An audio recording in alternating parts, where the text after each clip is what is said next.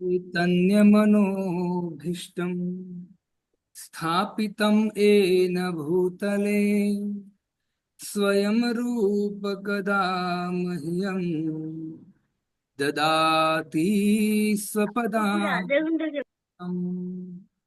नमो विष्णुपादाय कृष्णपृष्ठाय भूतले श्रीमते भक्तिवेदान्त स्वामिन् इति नामिने।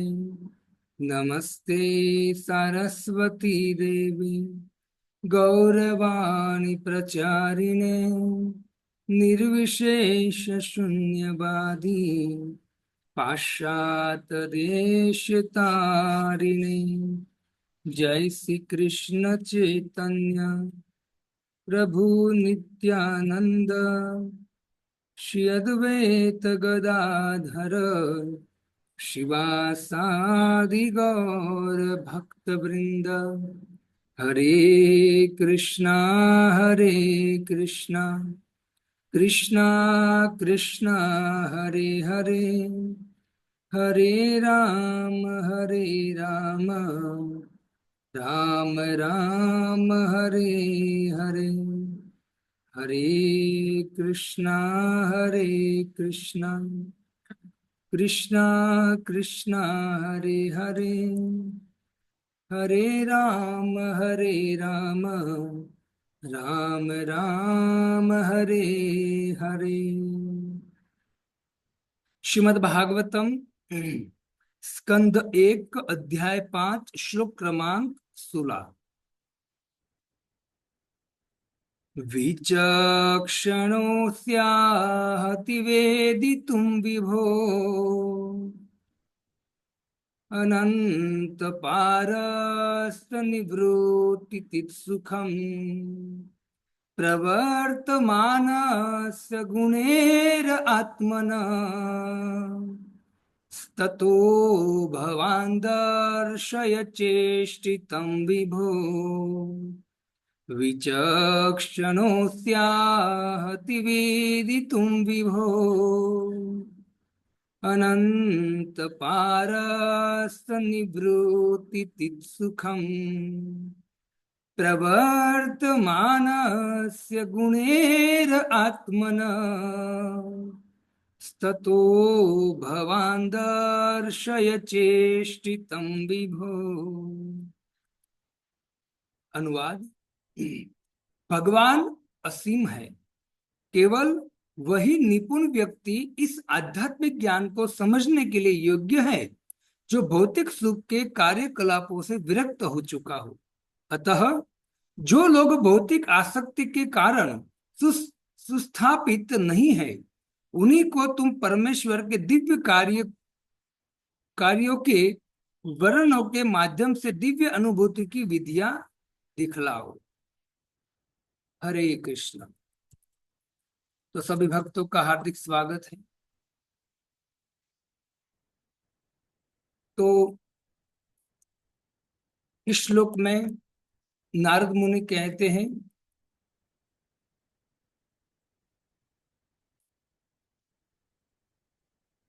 विचक्षणो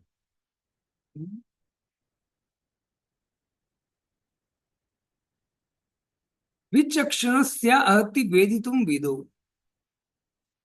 तो यहाँ नारद मुनि कहते हैं कि जो व्यक्ति अत्यंत पटु है ना, अत्यंत होशियार है।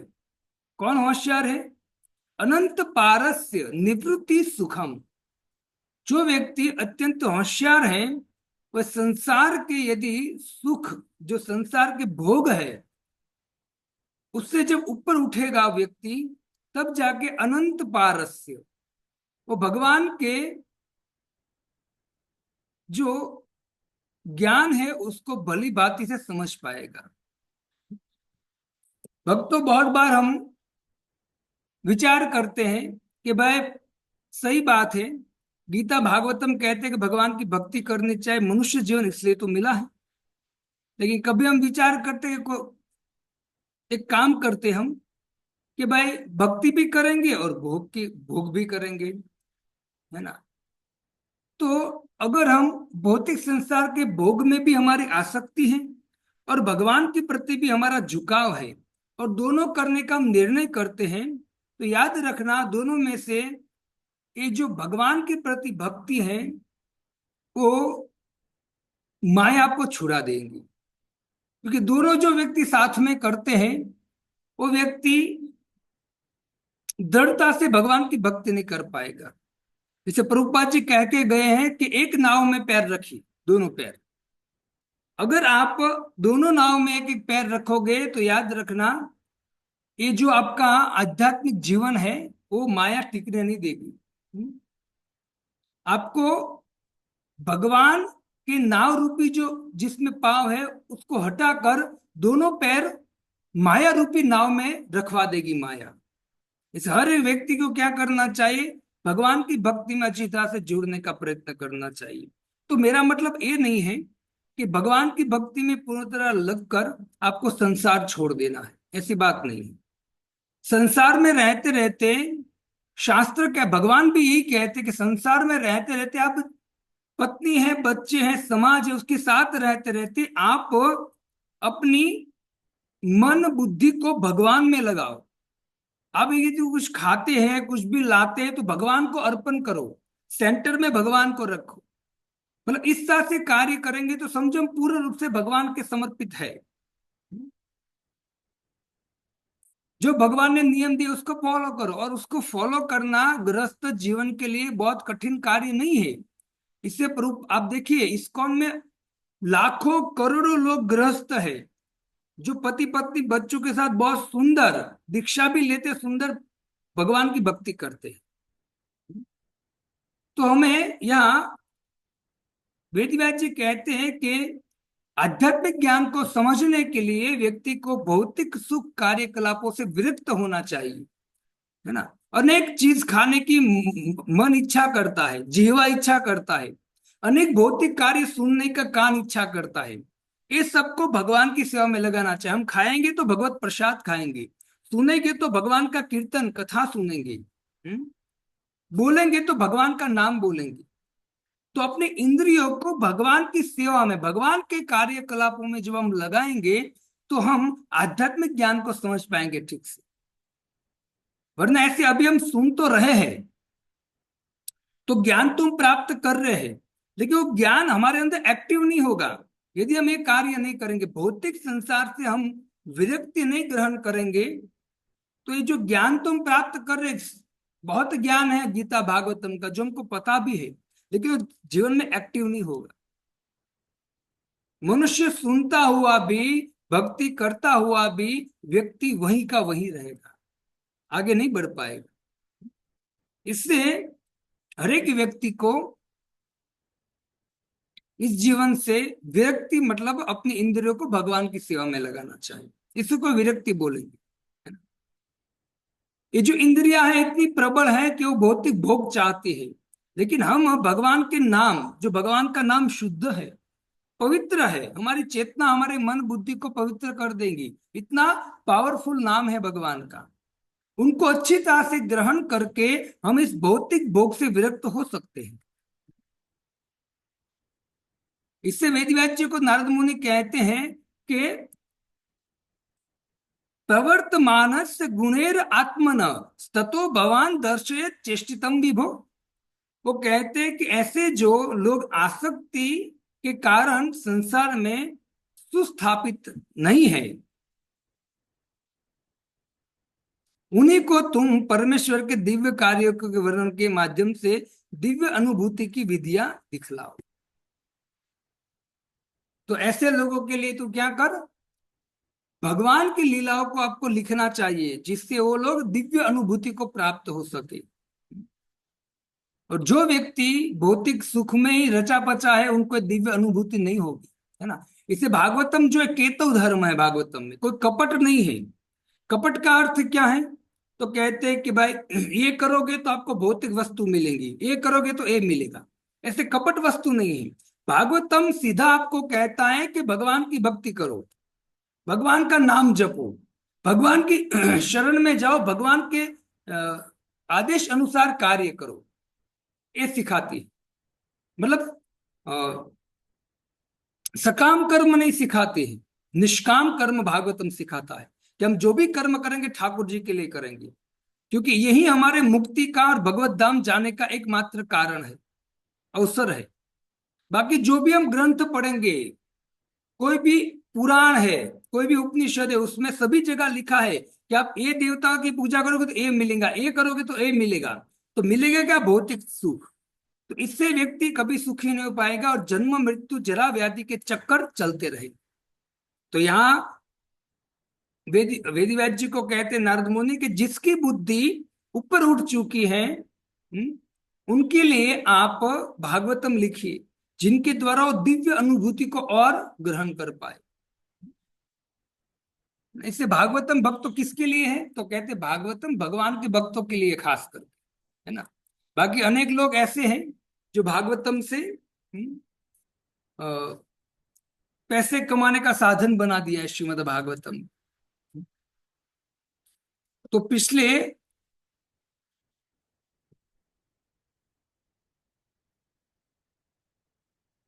श्लोक में हमने तात्पर्य छोड़ा था थोड़ा, उस तात्पर्य को थोड़ा हम ग्रहण करेंगे।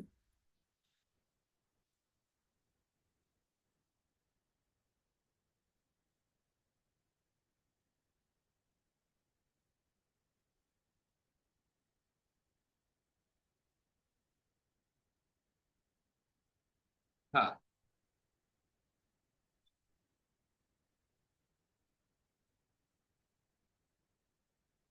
हाँ, यहां से पढ़ेंगे। मनुष्य योनि इस बंदी जीवन के बाहर निकलने का सुअवसर होता है। मनुष्य जीवन है, इस जन्म मृत्यु रूप से ये जो जेल है उससे बाहर निकलने का भगवान हमको अवसर दिया है। तो बुद्धिमान यहाँ से निकलने का प्रयत्न करेगा, न कि भोग करके यहीं फंसे रहने का प्रयत्न करेगा। अतएव मनुष्य का एकमात्र कर्तव्य यही है कि वह भगवान के साथ अपने भूले हुए संबंध को पुनः स्थापित करे। हम भूल गए जो भगवान के साथ हमारा शाश्वत संबंध है, और जो संसार माता पिता है, भाई बहन है, पुत्र परिजन है, उनके साथ हमारा स्थायी संबंध नहीं है। स्थायी संबंध किसके साथ है? भगवान के साथ। बाकी ये जो संबंध हमको दिख रहे आज, एक दिन ऐसा आएगा या तो हम उसको छोड़कर चले जाएंगे या वो लोग हमको छोड़कर चले जाएंगे, वियोग निश्चित है। देखिए, हमारा वास्तविक कोई संबंधी है तो भगवान है। तो मनुष्य को ये जो भूले हुए भगवान के साथ संबंध है हमारा, उनको पुनः स्थापित करने के लिए मनुष्य जीवन मिला है। तो हर एक कार्य भगवान के साथ हमारा संबंध जुड़े और भगवान से प्रेम हो हमारा, ऐसा कार्य करने का प्रयत्न करना चाहिए। ऐसी परिस्थितियों में धार्मिक कृत्यों की आड़ में इंद्र भोग की योजना बनाने को प्रोत्साहन नहीं दिया जाना चाहिए। मानव शक्ति के ऐसे विक्षेप से पथभ्रष्ट सभ्यता का जन्म होता है। श्री व्यासदेव महाभारत इत्यादि में वैदिक व्याख्या के प्रमाण रूप में स्वरूप में, अतः उनके द्वारा किसी भी रूप में इंद्रिय भोग को प्रोत्साहन देना आध्यात्मिक विकास में भारी अवरोध है। आप देखिए, भागवतम में कोई जगह पे ऐसा नहीं लिखा है कि आप भोग करो, मतलब आप एक कार्य करोगे तो आपको भोग की वस्तु मिलेगी। क्यों? ऐसा क्यों नहीं लिखा है भागवतम में? क्योंकि भागवतम इतना दिव्य ग्रंथ है, क्योंकि पता है वेद व्यास जी को कि जो भी व्यक्ति इंद्रिय, जो भी ग्रंथ है इंद्रिय भोग के लिए प्रोत्साहन देगा, तो याद रखना चाहिए उस व्यक्ति की आध्यात्मिक उन्नति कभी नहीं होगी। और वास्तव में मनुष्य जीवन का लक्ष्य ही आध्यात्मिक उन्नति है ना। तो इंद्रिय भोग के वस्तु ग्रहण करने से आध्यात्मिक उन्नति नहीं होगी। तो जो भी हमारे पास है, हमको बिजनेस करना चाहिए, है ना। मनुष्य जीवन मिला है तो उसको चलाना पड़ेगा। बिजनेस करना कर रहे हैं, जॉब कर रहे हैं, पति पत्नी बच्चे सब समाज है, कोई बात नहीं, उनके साथ चलो। कोई छोड़ने को नहीं बोल रहे वेद व्यास जी, लेकिन साथ चलते चलते भगवान को ग्रहण करो। यदि भगवान को ग्रहण करे बिना यदि खाली भौतिक भोग करेंगे और भौतिक भोग की वस्तु घर वालों को देते रहेंगे और भोग कराते रहेंगे, तो निश्चित हमारी अधोगति होगी। लेकिन यदि ये सब कार्य करते करते भगवान को सेंटर में रखकर भगवान की आज्ञा अनुसार जीवन जिएंगे, तो सुखी रहेंगे, आनंदित रहेंगे, है ना। मन बुद्धि शुद्ध होगी और अंत में परम गति प्राप्त करेंगे। इससे हमको ये बहुत बुद्धिशाली बनना चाहिए, हमें गृहस्थ को खास करके, क्योंकि लोग उन भौतिक कार्य को त्यागना नहीं चाहते जो उन्हें भव बंधन में पकड़े हुए हैं। मानव सभ्यता की किसी विशेष अवस्था में जब धर्म के नाम पर ऐसे भौतिक कार्य का बोलबाला हुआ, तो स्वयं भगवान बुद्ध के रूप में अवतरित हुए और धर्म के नाम पर पशु वध बंद कराने के उद्देश्य से वेद प्रमाण की निंदा की। नारद को इसका पूर्वाभास हो गया था, अतएव उन्होंने ऐसे साहित्य की निंदा की। आज भी मांस भक्षी लोग धर्म के नाम पर किसी देवता या देवी के समक्ष पशु बलि चढ़ाते हैं, क्योंकि किन्हीं वैदिक ग्रंथों में ऐसे नियमित यज्ञों की संस्तुति की जाती है। उन्हें मांसाहार से विरत होने के उद्देश्य से ही इस प्रकार की संस्तुति की जाती है। भक्तों, बहुत लोग मांस खाते हैं, वो देवी का नाम लेकर देवी को अर्पण करते हैं और फिर वही देवी को अर्पण किया हुआ मांस खाते हैं। वास्तव में ये तमोगुणी जो ग्रंथ है उसमें लिखा है, क्योंकि जो नितांत तमोगुणी व्यक्ति हैं उनको रजोगुण में मतलब ऊपर उठाने के लिए विधि दिया गया है कि भाई आप आपकी वृत्ति है मांस खाने की, कोई बात नहीं, आप ये देवी देवी को अर्पण करके खाओ, ठीक है। तो ये विधि दिया गया, उस विधि से व्यक्ति आगे बढ़ेगा, है ना, क्योंकि वो तुरंत विधि के अनुसार कार्य करेगा, तो मतलब शास्त्र को थोड़ा फॉलो करना चालू किया तो उसके द्वारा वहीं से वो आगे बढ़ेगा, है ना। तो विधि दिया है, लेकिन सबके लिए नहीं है ये। जो नितांत तमोगुणी है, नीच व्यक्ति है एकदम, उन लोगों के लिए है ना। लेकिन जो व्यक्ति थोड़ी बहुत श्रद्धा रखते हैं, है ना, और ऊपर उठे हुए हैं, उनको तो मांस खाने की कोई इजाजत नहीं है। इसलिए ऑलरेडी हम जो भागवतम सुनते हैं वो तो तमोगुण से रजोगुण से भी ऊपर उठ उठ सकते हैं आराम से, है ना। तो इसलिए ये नारद मुनि को सब पता है कि आगे जाके ऐसा होगा और भगवान बुद्ध आएंगे और मांस जो खा रहे हैं उनको रोकेंगे कि नहीं खाना चाहिए, ये मांस हमारा आहार नहीं है। हमारा आहार भगवान कहते हैं कि फल है, फूल है, मतलब सब्जी है ना, चपाती है, ये सब हमारे मनुष्य को आहार दिया गया है इसे। लेकिन धीरे धीरे ऐसे धार्मिक कृत्यों के उद्देश्य भूल भूल दिए जाते हैं और कसाई घर प्रधान बन जाता है। इसका कारण यह है कि ऐसे मूर्ख भौतिकवादी व्यक्ति उन लोगों की बातें नहीं सुनना चाहते जो वैदिक अनुष्ठानों की व्याख्या करने में समर्थ है। अभी आप देखिए, जो व्यक्ति कहेगा कि नहीं भाई मांस नहीं खाना चाहिए, ये मांस हमारा आहार नहीं है, तो ऐसे व्यक्ति से लोग दूर भागेंगे। क्यों? क्योंकि विचार करेंगे ये व्यक्ति देखो हमको उपदेश दे रहा है, मतलब हमारी इंद्र तृप्ति में बाधा दे रहा है, हम मांस खा रहे हैं, हमको आनंद आ रहा है, ये व्यक्ति रोक रहा है हमको। तो जो व्यक्ति उनके भले के लिए उनको उपदेश भी देगा, उनकी बात व्यक्ति नहीं मानेंगे। अभी आपको दिखता भी होगा संसार, उनकी बात नहीं मानेंगे, उनसे दूर भागेंगे। लेकिन भक्तों, ये शास्त्र की बात मानने हमारे हित के लिए है, क्योंकि ये भागवतम के 5वें स्कंद में सुखदेव गोस्वामी वर्णन करते हैं कि कोई व्यक्ति मानो कि एक पशु को काट कर खाता है, तो उनको उतने वर्षों तक नरक में रहना पड़ता है जितने उस पशु के रोंगटे होते हैं। रोंगटे जितने उनके रोंगटे होते पशु के, उतना समय उनको नरक में वास करना पड़ता है, उनको इतना कष्ट दिया जाता है वहां। और कर्म का सिद्धांत है कि आप जिस पशु को मारकर खा रहे हो, वही पशु नरक में भी वही पशु आपको काटेंगे और सजा देंगे, और दूसरे जन्म में भी हो सकता है कि वही पशु मनुष्य के रूप में आए और आप पशु बनो और यही आपको काटेंगे। तो इस तरह से भक्तों कर्म के बंधन होता है। एक दिन की बात है, मैं आपको एक दृष्टांत सुनाऊं कि लोग कहते हैं कि जो अंडा होता है, अंडा खाते हैं, अंडे में भी जीव होता है, नहीं खाना चाहिए, सब मांस में आता है। एक व्यक्ति जंगल से हुए जा रहा था, रात का समय हो गया, तो इसने एक झुपड़ी देखी, खटखटाया और बोला कि मुझे एक एक रात मुझे वास दीजिए, जंगल है, रात हो गई है, मुझे सुबह निकलना है। तो घर वाला पति पत्नी दोनों ही थे घर में, दोनों ने कहा कि ठीक है आ जाओ। अंदर गया और उस मकान में 2 रूम जैसे थे, तो एक रूम रूम में इनको सुलाया, एक रूम में पति पत्नी दोनों थे। रात का समय हुआ, पत्नी जगी, 1 बजा था। पत्नी जगकर उस परपुरुष जो आया था मेहमान बन के, उनके पास गई और उनको धीरे से कहा कि आप मेरे साथ संग करो। तो बोला नहीं नहीं, तेरा पति है, मैं तो मेहमान हूं, मैं ऐसा तेरे साथ नहीं कर सकता कृत्य। लेकिन उस स्त्री ने बहुत समझा, इसने माना नहीं। तो स्त्री ने क्या किया, स्त्री ने तुरंत एक तीक्ष्ण द्वार हथियार उठाया, क्योंकि वो बोल रहा था बारम्बार तेरा पति है, उनके पास जा, तू मेरे पास क्यों आई है। लेकिन जब बार बार ये बोल रहा था तो पत्नी को गुस्सा आ गया, और पत्नी ने एक बहुत बड़ा कुहाड़ा उठाकर उनके पति का गला काट दिया। और गला काट कर बोली, देख अब तो मेरा पति नहीं है ना, अब मेरे से संग कर तू। हम्म?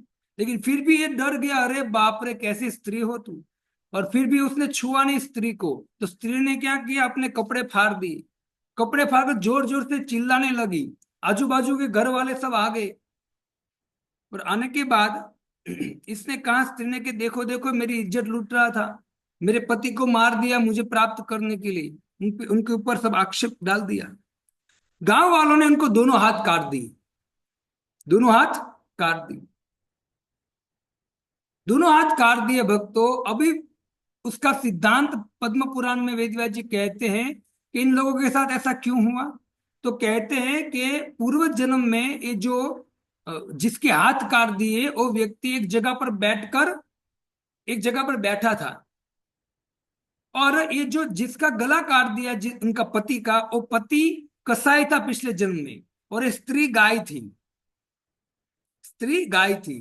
तो ये कसाई गाय के पीछे दौड़ा, और दौड़ते दौड़ते गाय कोई जगह पर टर्न ले लिया, तो वहां ये व्यक्ति बैठा था जिसके हाथ कट गए। उनको पूछा कसाई ने कि भाई गाय कहाँ गई, तो कसाई ने अपना हाथ ऐसे किया कि वहां गई है। कसाई वहां गया और गाय का गला काट दिया, गाय को मार दिया।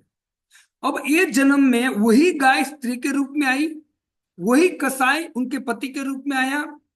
और ये जो पुरुष था जिसने उंगली का किया था कि भाई उस साइड गई है गाय, वो बना ये व्यक्ति जिसके हाथ कट गए। तो जिसने हाथ लंबा किया तो उनके दोनों हाथ काट दिए। और जो कसाई था जिसने गला काटा था गाय का, उनका इस स्त्री ने, जो पहले गाय थी, उसने गला काट दिया। तो ये है भक्तों कर्म के सिद्धांत, आप जैसा करोगे ऐसा पाओगे आप। और ऐसा नहीं है, आप कभी ऐसा कभी सोचना भी नहीं कि जैसा हम करेंगे एज इट इज ऐसा ही होगा, नहीं, एज इट इज नहीं होता। उनको प्लस होके आता है। याद रखना, जो भी आप कर्म गलत करते हो उसका प्लस होके ही आता है। इससे सावधान रहना चाहिए, हमारी पाप वृत्ति को नष्ट करना चाहिए, है ना। पाप तो हम मानो गंगा में स्नान कर लिए, कुछ अनुष्ठान कर लिए, तो पाप तो नष्ट हो जाते हैं, लेकिन पाप करने की वृत्ति नष्ट नहीं होती है। इससे पाप करने की वृत्ति नष्ट करनी है ना, तो इससे भागवतम है, भागवतम में कहा गया है कि भगवान के नाम का कीर्तन करो, भगवान की कथा श्रवण करो, भगवान की भक्ति करो, है ना। केवल्या भक्त्या वासुदेव परायण अघ धुन्वंती कास्तेन निराहरस्य भास्कर। यदि कोई व्यक्ति वासुदेव में परायण हो जाएगा, भगवान की भक्ति करेगा, तो वो उनकी पाप करने की वृत्ति ही नष्ट हो जाएगी। फिर पाप कैसे करेगा, कर ही नहीं पाएगा, वृत्ति नष्ट हो जाएगी।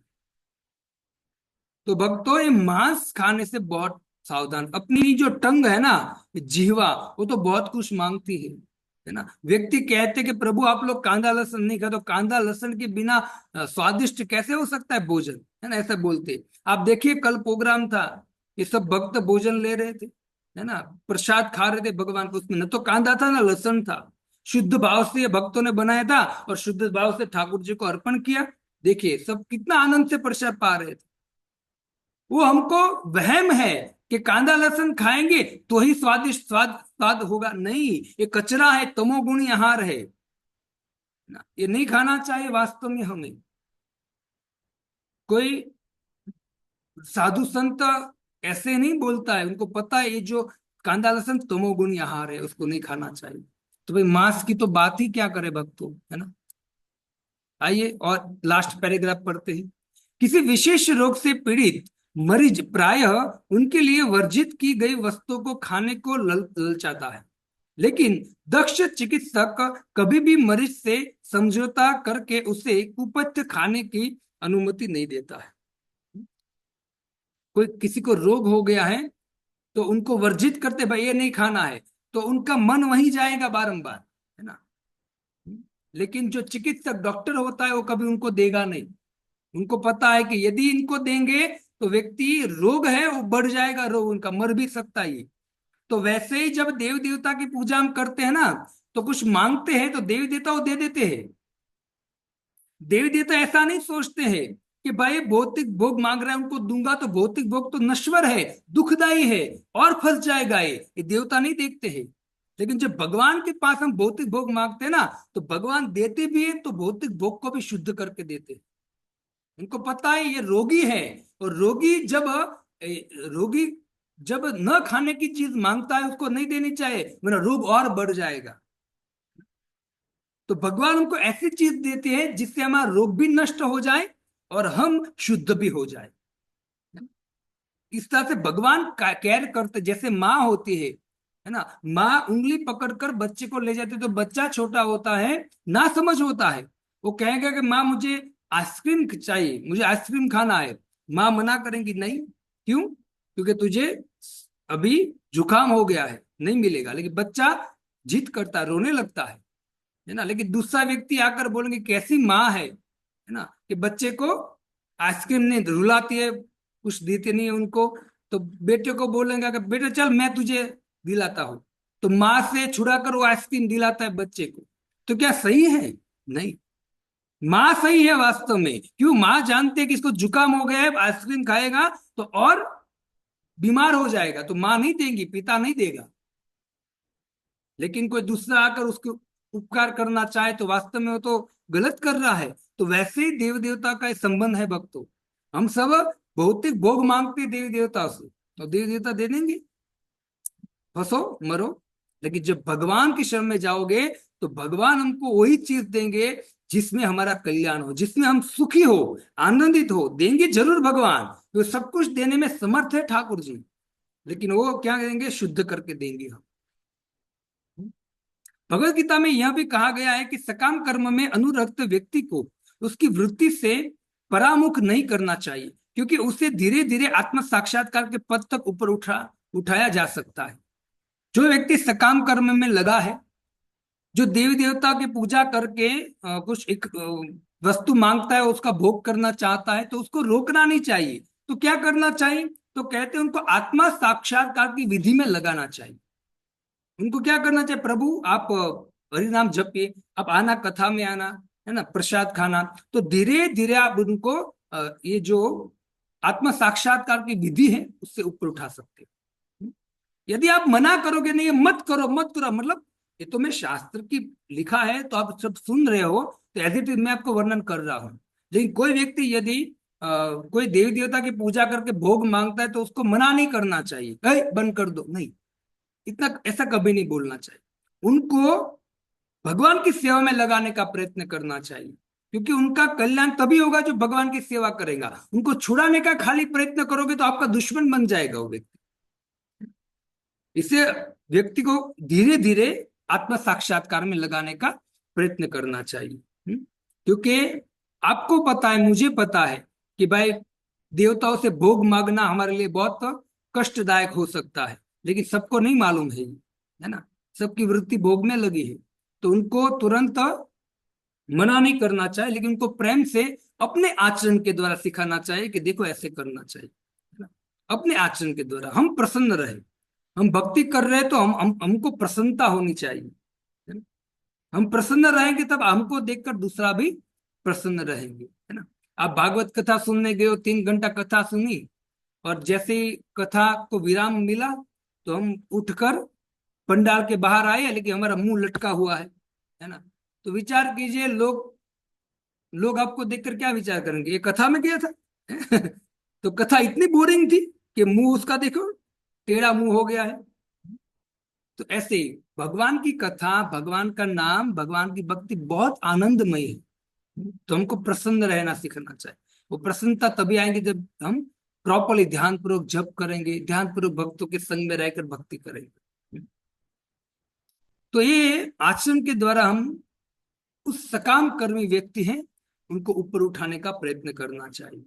कभी कभी यह उन लोगों पर लागू होता है जो बिना किसी आध्यात्मिक अनुभूति के कोरे मीमांसक बने रहते हैं। लेकिन जो भी भक्त के पथ पर लगे हैं उन्हें ऐसे उपदेश की हमेशा आवश्यकता नहीं रहती। तो जो व्यक्ति भगवान का भक्त बन चुका है, हरिनाम जप रहा है, कथा कीर्तन कर रहा है, उनको उपदेश की जरूरत नहीं होती। क्यों? क्योंकि वो अपने आप समझ गया होता है कि भाई हमको सकाम कर्म में नहीं लगना है, हमको निष्काम कर्म करना है, भगवत कार्य करना है। और भगवत कार्य से ही हमारा सुख है, आनंद है, और मरने के बाद परम गति है। यदि हम ऐसा नहीं करेंगे तो निश्चित हम करोड़ों जन्म से भटक रहे हैं, अनेक पशु पक्षी की योनियों में, और भटकते रहेंगे। तो ये अवसर मिला है, मनुष्य जीवन मिला है, इस अवसर का पूरे पूरा हमको लाभ उठाना चाहिए। तो ये मनुष्य जो भगवान की भक्ति में लगा है वो अच्छी तरह से भली भांति जानता है।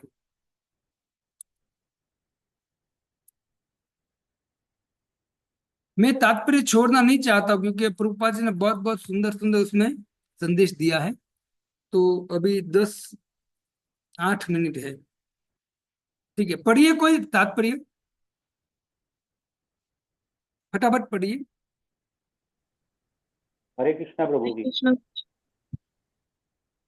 पढ़िए। ईश्वरीय विद्या का विज्ञान कठिन विषय है, विशेष रूप से जब उसमें भगवान के दिव्य स्वभाव का वर्णन हो। यह ऐसा विषय नहीं है जिसे भौतिक कार्यों में अत्यधिक आसक्त रहने वाले व्यक्ति समझ सके। केवल वे ही इस महान विज्ञान का अध्ययन कर सकते हैं जो आध्यात्मिक ज्ञान के अनुशीलन द्वारा भौतिक कार्यों से प्राय निवृत्त हो चुके हैं।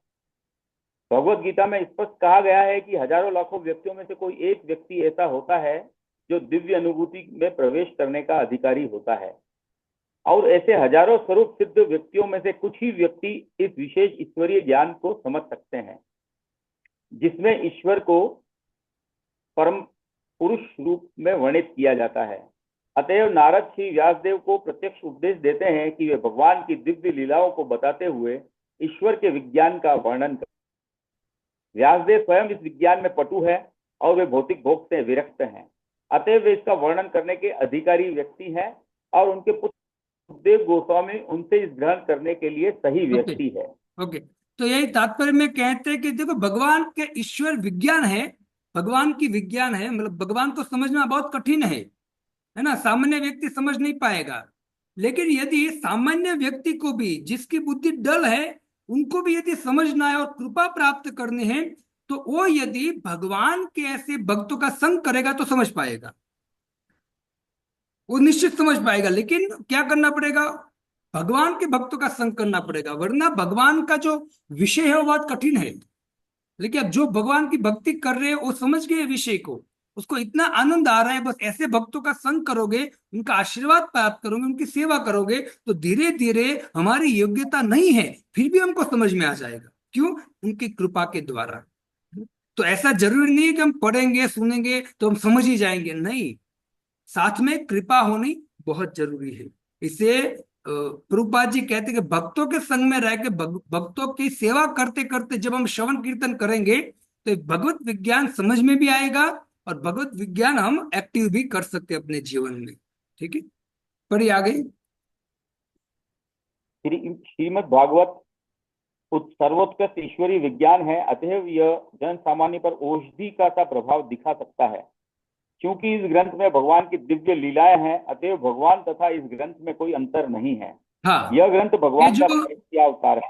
ये जो भागवतम है वो औषधि है और समस्त रोगों की दवा है। ये समस्त रोगों की दवा श्रीमद् भागवतम है ना। हमारे हमारे शरीर में अनेक रोग हुए तो अलग अलग दवा होती है, लेकिन हमारे शरीर के लिए सब रोगों की एक ही दवा है, वो है श्रीमद् भागवतम। तो ये समझना बहुत जरूरी है, इसका विस्तार कभी हम करेंगे। यस, पढ़िए प्रभु आप। इस तरह निपट साधारण जन भी भगवान की लीला वर्णन सुन सकते हैं, इससे वे भगवान का सानिध्य प्राप्त कर सकते हैं और इस तरह क्रमशः भवरोग से शुद्ध हो सकते हैं। यही नहीं, पटु भक्तगण ऐसी नवीन विधियां निकाल सकते हैं जिनसे वे देश तथा काल के अनुसार अभक्तों को बदल सके। भक्तिमय गतिशील सेवा प्रक्रिया है और पटु भक्तगण भौतिकवादी जनता की मंद बुद्धि में इसे प्रविष्ट कराने की कोई सरल विधि निकाल सकते हैं। हाँ, तो प्रभुपाद जी भगवान की सेवा ने, श्रील प्रभुपाद जी ने सुंदर विधियां निकाली, 16 माला करो, है ना, सेवा की विधियां, कितनी इतनी विधियां निकाले कि व्यक्ति पूरा दिन भगवान की सेवा में एक्टिव रह के पूरा आनंदित रह सकता है। तो पटु जो व्यक्ति होता है उसको क्या करना चाहिए, जो व्यक्ति भोग में लगा है उनको कुछ ना कुछ सेवा देकर आगे बढ़ाना चाहिए, उनको भक्ति में लगाने का प्रयत्न करना चाहिए, है ना। तो प्रभुपाद जी ने नीच से नीच व्यक्ति भी भक्ति में लग सके ऐसी प्रक्रिया रख कर गए हैं। तो ऐसी प्रक्रिया को हमको क्या करना चाहिए, ऐसी विधियों को निकालना चाहिए और लोगों को प्रदान करना चाहिए, जिससे वो अपने आध्यात्मिक जीवन में ऊपर उठ सके। यस, पढ़िए। भगवान की सेवा के लिए भक्तों द्वारा संपन्न किए गए ऐसे दिव्य कार्यकलापों से भौतिकवादी मनुष्यों के मूर्ख समाज में नवीन जीवन व्यवस्था लाई जा सकती है। इस ओर भगवान श्री चैतन्य महाप्रभु तथा उनके परवर्ती अनुयायियों ने विशेष दक्षता दिखलाई है। इस विधि का अनुगमन करते हुए इस कलह प्रधान युग के भौतिकवादी मनुष्यों को शांतिमय जीवन तथा दिव्य अनुभूति की अवस्था प्रदान की जा सकती है। देखो, यहाँ भगवान की सेवा के लिए जो भक्तों द्वारा संपन्न किए जाते हैं उस कार्यकलापों से मूर्ख समाज को भी, है ना, जीवन व्यवस्था लाई जा सकती है, उस मूर्ख समाज को भी ऊपर उठाया जा सकता है। इसे जो व्यक्ति गीता भागवतम समझ गया है उन लोगों को क्या करना चाहिए, वो ऐसे व्यक्ति जो है जो नितांत भौतिक जीवन जी रहे उसको ऊपर उठाने का प्रयत्न करना चाहिए, और ऊपर उठा भी सकते हैं, है ना। क्योंकि भक्तिमय जो कार्यकलाप है इतने शुद्ध है, इतने पवित्र है और इतने पावरफुल है कि कोई भी व्यक्ति शुद्ध हो सकता है, कोई भी व्यक्ति सुखी आनंदित रह सकता है। तो जो आनंद सुख की जो विधि है भक्ति, वो सबको प्रदान करनी चाहिए, इस तरह से प्रचार करने का प्रयत्न करना चाहिए, है ना। क्योंकि भौतिकवादी लोगों को पता ही नहीं कि भक्ति में कितना टेस्ट है, कितना आनंद है। तो आनंद उनको पता कैसे चलेगा, जब भक्त वहां जाएगा उनको भक्ति देगा। इससे हमको एक कथा कीर्तन का आयोजन करता रहना चाहिए और लोगों को लाभ देने का प्रयत्न करता रहना चाहिए। और ये चैतन्य महाप्रभु के जो अनुयायी है उसमें विशेष दक्षता है। चैतन्य महाप्रभु के जो परंपरा है उसमें विशेष ऐसी दक्षता है भक्तों में कि भक्त इस विधि का पालन करता है खुद, और दूसरों को इस विधि का पालन कराता है और दूसरों को भी भक्त बनाता है। अब देखिए, इस्कॉन संस्था में करोड़ों लोग हैं, है ना। वो निम्न हो, मध्यम हो या पैसे वाले, सब लोग लगे हुए हैं भक्ति में। क्यों? क्योंकि ये विधि इतनी शुद्ध कारक है, सुखदायक है कि हर एक व्यक्ति सुख और आनंद ढूंढता है। वो कहाँ मिलेगा? वो मिलेगा आपको भक्ति में। तो हर एक व्यक्ति को शांति में जीवन जीने के लिए, है ना, दिव्य अनुभूति करने के लिए भगवान के भक्तों का संग करना चाहिए। जब भी सत्संग का अवसर मिले सत्संग करना चाहिए, और सत्संग से जो हम सुनते हैं उनको जीवन में एक्टिव करना चाहिए। हरे कृष्ण महामंत्र जपना चाहिए, हरे कृष्ण कृष्ण कृष्ण हरे हरे, हरे राम राम राम हरे हरे जप करना चाहिए। एक माला से स्टार्ट करके आगे बढ़ना चाहिए, और हर संडे जब भी प्रोग्राम होता है आना चाहिए। भक्तों के बीच में कथा कीर्तन, प्रसाद, भगवान का आरती, भगवान का दर्शन, उससे ही हमारी शुद्धि होगी भक्तों। ये सब प्रक्रिया हमको करने का प्रयत्न करना चाहिए। यदि हम सब कुछ कर रहे हैं तो दूसरों को भी प्रेरणा देने का प्रयत्न करना चाहिए। हमको कंजूस नहीं बनना है ना, उदार बनना है। हमको मिल गया बस पकड़ के बैठ गए, नहीं, उदार बनना है। हमको जो मिला है सुख आनंद, तो दूसरों को भी, दूसरों को देने का हमको प्रयत्न करना चाहिए। ठीक है। तो चैतन्य महाप्रभु क्या बोलते हैं? प्रचार करो। ठीक है, तो यही मैं अपनी वाणी को विराम देता हूं। कल पुनः मिलेंगे और 17 नंबर का श्लोक को उच्चारण करेंगे। ठीक है। हरे कृष्णा कृष्ण कृष्ण हरे हरे, हरे राम राम राम हरे हरे।